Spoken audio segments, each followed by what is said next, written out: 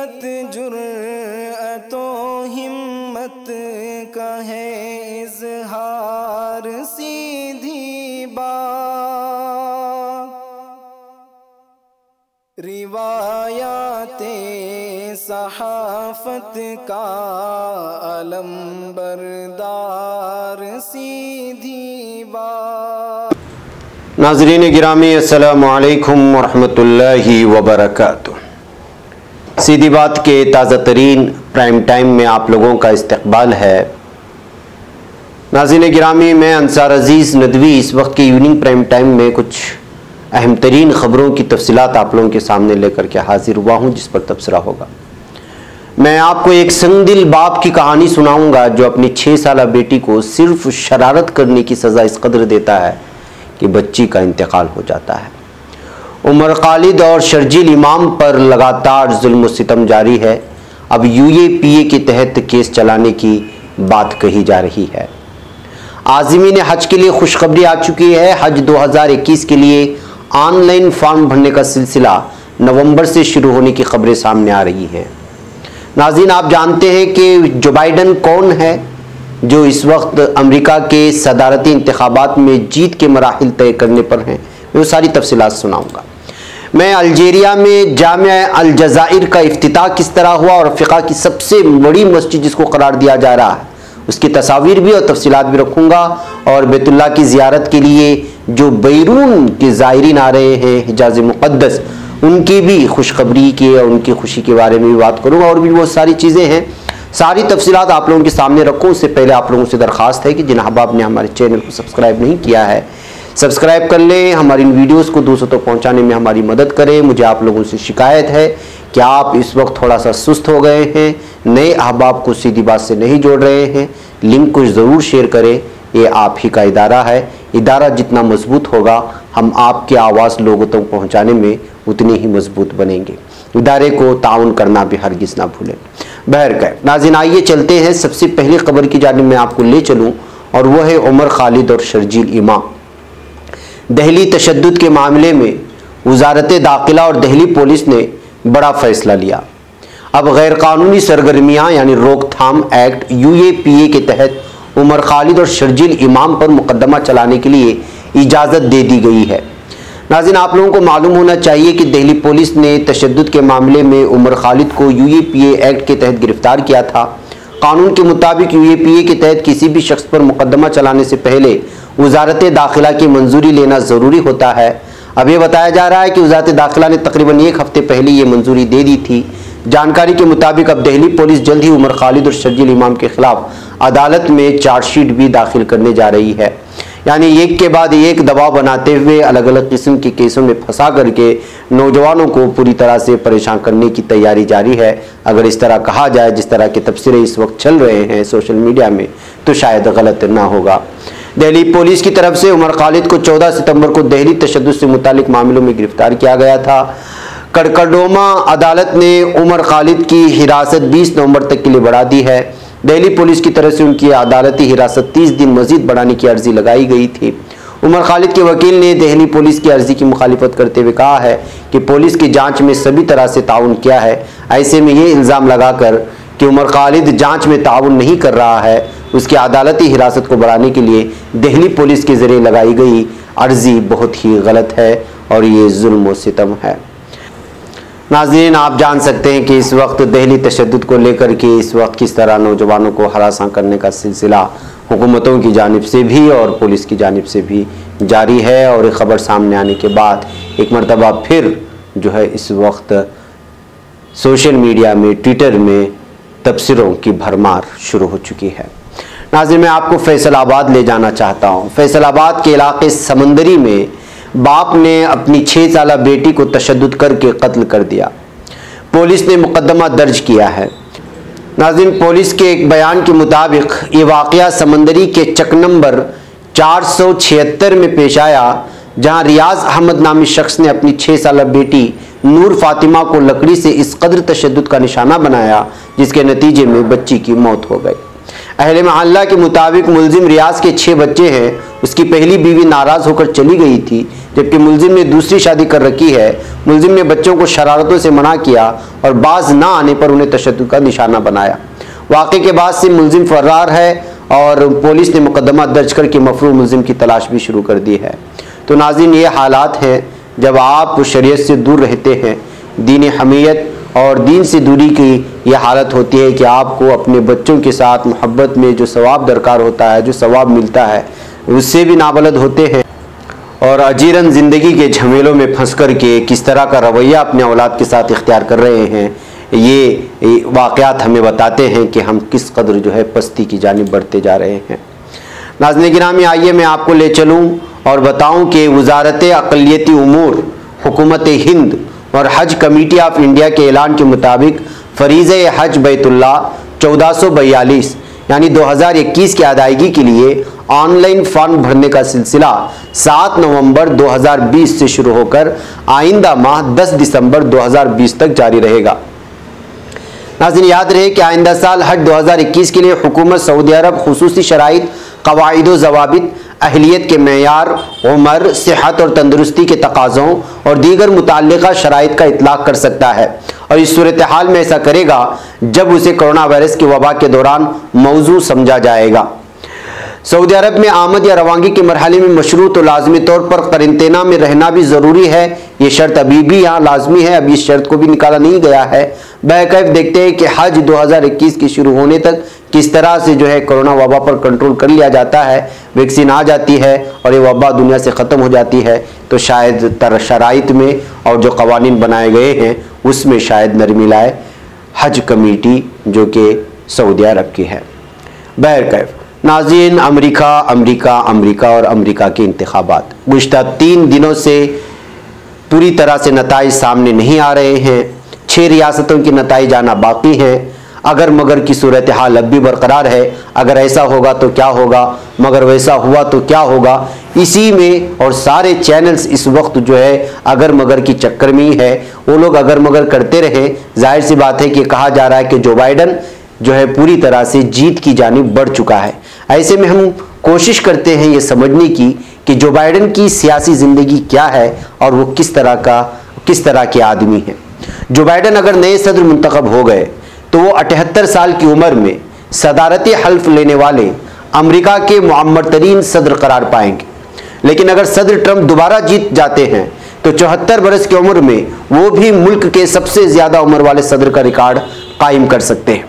इस इलेक्शन में दोनों उम्मीदवारों की उम्र पर काफ़ी बहस भी हुई। जैसा कि आप जानते हैं, अपने शोब्स के तजुर्बे और रंगीन मिजाजी के बाइस डोनाल्ड ट्रंप कदरे दिलचस्प उम्मीदवार के तौर पर सामने आए और उनके जलसों और रैलियों में जोश खरोश नजर आया। उनकी निस्बत जो बाइडन कदरे ज़ईफ़ रहनुमा के तौर पर देखे जाते हैं। वो अमरीकी सियासत के पुराने खिलाड़ी हैं और कोई निस्फ सदी से वाशिंगटन के ऐवानों में मुतहर्रिक रहे हैं और वाइट हाउस उनके लिए कोई नई जगह नहीं है। उनकी पैदाइश रियासत पेंसिल्वेनिया की शहर स्क्रैटन में हुई। बचपन में घर वाले रियासत डेलावेयर मुंतकिल हो गए। उन्होंने 1972 में वहां से अमेरिकी सेनेट का अपना पहला इलेक्शन जीता और फिर बार बार जीतते चले गए। उन्होंने 1988 और फिर 2008 में अमेरिकी सदारत के लिए कोशिशें की लेकिन कामयाब नहीं हो सके। जो बाइडन ने अपनी ज़ाती ज़िंदगी में 12 सदमे देखे हैं। सन 1972 में सेनेट का अपना पहला इलेक्शन जीतने के फौरी बाद उनके अहलिया और छोटी बच्चे कार हादसे में हलाक हो गए। इस एक्सीडेंट में उनके 2 लड़के जख्मी ज़रूर हुए लेकिन बच गए। जो बाइडन को उस वक्त अपनी रुकनीत का हलफ अस्पताल से अपने बच्चों की देखभाल के दौरान लेना पड़ा था। फिर सन 2015 में उनकी एक 46 साला साहिबजादे बयो बाइडन का दिमागी कैंसर के बायस इंतकाल हो गया। जो बाइडन के लिए एक बड़ा धचका था क्योंकि उनके साहिबजादे मकामी सियासत के उभरते हुए सितारे के तौर पर देखे जा रहे थे और सन 2016 में रियासती गवर्नर के ओहदे के इलेक्शन की तैयारी कर रहे थे। डेमोक्रेट वोटर्स की नज़र में जो बाइडन जिस अंदाज में निजी जिंदगी में इंसानियत से निपटे, इससे उनकी हिम्मत और हौसले का अंदाजा होता है। अपनी इंतखाबी मुहिम के दौरान जो बाइडन ने 12 अपने इन तजुर्बात का जिक्र किया और अमेरिका के निज़ामी सेहत में इस्लाहात पर भी जोर दिया था। सदर ट्रंप की निस्बत जो बाइडन को अगर देखा जाए एक आम इंसान के तौर पर भी, एक आदमी के हैसियत से, तो एक मिलनसार और अवामी शख्सियत के तौर पर देखा जाता है। जो बाइडन को वो अवाम में अपने जोश खिताबत के लिए उतने मशहूर नहीं हैं जितना कि अपनी खुश अखलाकी और लोगों में घुल मिल जाने के लिए वो मशहूर हैं। लेकिन इस साल उन्हें उनकी खूबी उस वक्त कुछ भारी पड़ गई जब इंतखाबी मुहिम के दौरान कुछ खवातीन की तरफ से उन पर गैर अखलाकी हरकतों के इल्जामात लगाए गए। जो बाइडन ने इनसे इनकार किया और कहा कि खवातीन के साथ उनकी बेतकल्लुफाना रवैये को गलत रंग देकर सियासी मकासद के लिए इस्तेमाल किया गया है। सदर ट्रंप के बरस जो बाइडन आलमी सिफारतकारी का वसी तजुर्बा भी रखते हैं। वो 3 बार सेनेट के ताकतवर उमूर खारिजा से मुतालिक कमेटी के चेयरमैन रह चुके हैं। सन 2008 में जब वो सदर बराक ओबामा के नायब सदर के उम्मीदवार करार पाए तो उसमें उनके इस तजुर्बे का बड़ा अमल दखल था। सदर ओबामा की तरह जो बाइडन आलमी सतह पर अमेरिका के इत्तेहादियों के साथ मिलकर काम करने में यकीन रखते हैं। वो गंभीर तनाज़ात के हल के लिए ताकत के इस्तेमाल की बजाय सिफारतकारी को तरजीह देते हैं। सदर मुंतखब होने की सूरत में मुमकिन है कि वो ईरान के साथ ओबामा दौर का एटमी मुआहदा बहाल करने की कोशिश करें। रिपब्लिकन पार्टी और सदर ट्रंप की नज़र में उनकी एक कमज़ोर लीडर की निशानी है, ये बताया जाता है और हमेशा इसके लिए निशाना भी बनाया गया है ट्रंप की जानिब से जो बाइडन को। बैकअप नाज़रीन, मुमकिन है कि जो है कुछ घंटों में या फिर जो है कल तक पूरी तरह से रिजल्ट सामने आ जाए। फिर देखते हैं कि व्हाइट हाउस ट्रंप का है या फिर जो बाइडन का। आइए नाज़रीन चलते हैं अल्जीरिया और बात करते हैं जामे अल जज़ाइर की। अल्जीरिया के दारुल-हुकूमत में वाक़े जामे अल जज़ाइर में एक वक्त में 1,20,000 अफराद नमाज अदा कर सकेंगे, इस तरह की एक मस्जिद का इफ्तिताह हुआ है, जबकि इस पर 1.5 अरब डॉलर से ज़्यादा की लागत आई है इस मस्जिद को बनाने में। इस शिमाली अफ्रीका में वाक़ मुस्लिम अक्सरियती मुल्क अल्जीरिया के दारुल-हुकूमत में वाक़ है और इसका इफ्तिताह मुल्क के वज़ीर आज़म अब्दुल अज़ीज़ जर्राद ने किया है। इस मस्जिद की तामीर सन 2012 में सदर अब्दुल अज़ीज़ बोतफ्लीका के दौर में शुरू हुई थी और 1.5 साल कबल उसे मुकम्मल कर लिया गया था। इफ्तिताह के बाद वज़ीर आज़म अब्दुल अज़ीज़ जर्राद ने यहाँ नमाज अदा की और उस वक्त उनके हमरा दीगर सियासी व मजहबी रहनुमा और मुस्लिम ममालिक के नुमाइंदे मौजूद थे। मस्जिद की खूबसूरती का अंदाज़ा आप इन तस्वीर से लगा सकते हैं। मस्जिद की तामीर जदीद तर्ज पर की गई है और ये तकरीबन 70 एकड़ के रकबे पर फैली हुई है। चीनी तामीराती कंपनी के मुताबिक ये सऊदी अरब में मक्का और मदीना की 2 मुक़द्दस मसाजिद मस्जिदुल हराम और मस्जिद नबवी के बाद सबसे बड़ी मस्जिद कहलाई जा सकती है। यहाँ एक वक्त में तकरीबन 1,20,000 अफराद नमाज अदा कर सकेंगे। ताहम कोरोना वायरस के आलमी वबा के दिनों में अभी इसका सिर्फ एक बड़ा हॉल खोल दिया गया है, पूरे हॉल खोले नहीं गए हैं। तो नाज़रीन, आप अंदाज़ा लगा सकते हैं कि मस्जिद किस तरह से बनाई गई है और कितनी खूबसूरत बनाई गई है। अल्लाह करे कि इसमें जिस तरह मस्जिद को आबाद किया गया है, मस्जिद को आबाद करने वालों की तादाद में भी इजाफा हो। आइए नाज़रीन आगे बढ़ते हैं और बात करते हैं हिजाज़ मुक़द्दस के उन ज़ायरीन की जो बैरून ममालिक से ताल्लुक़ रखते हैं और इनकी आमद इस वक्त शुरू हो गई है। बैरून मुल्क से उम्रा ज़ायरीन की आमद का सिलसिला जारी है।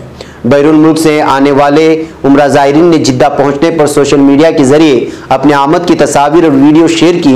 इन तस्वीर में ज़ायरीन को हिजाज़ मुक़द्दस पहुँचने और सरज़मीन मुक़द्दस पर कदम रखने पर खुशी के साथ सरशार देखे जा सकते हैं और देखा गया है और वो लोग अजीब अंदाज में अपनी खुशी का इजहार करते हुए नजर आए।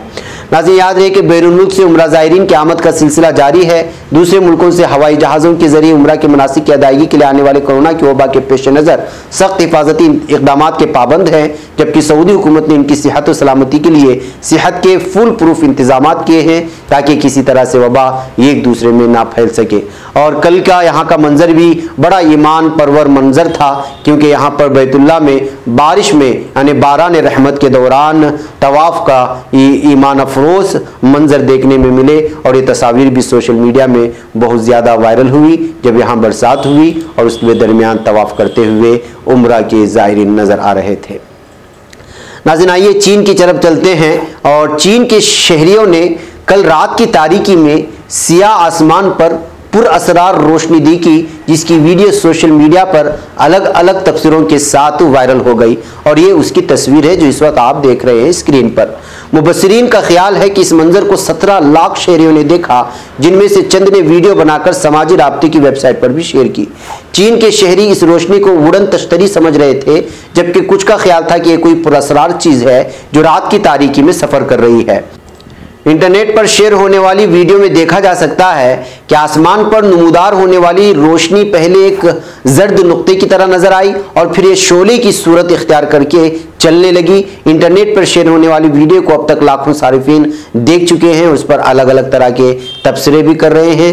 जाहिर सी बात है कि चीन एक तरक्की याफ्ता मुल्क माना जाता है, वहाँ पर इस तरह की चीज़ें जब आती है तो इस पर जो है बहस भी होती है और तहकीक भी होती है। वह कैफ नाज़रीन, कुछ अहम तरीन खबरें थी जो आप लोगों के सामने रख दी गई। मुझे यहाँ पर इजाज़त दें, इंशाअल्लाह कुछ ही देर में आज के खुसूसी प्रोग्राम यानी सुपर प्राइम टाइम के साथ हाजिर होगी, जिसमें एक ऐसी तारीख़ी शख्सियत के बारे में तबसरा होगा जिनका नाम आपने शायद ही सुना होगा, लेकिन उनके कारनामे सुनकर के आप दंग रह जाएंगे।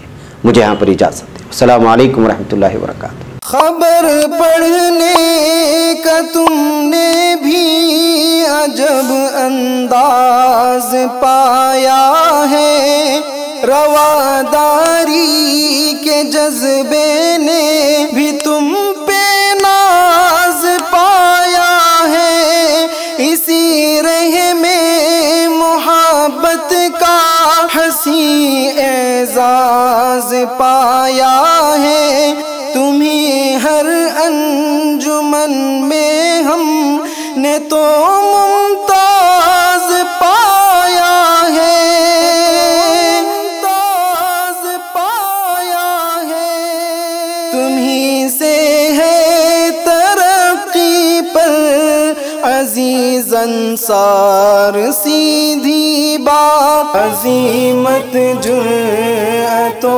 हिम्मत का है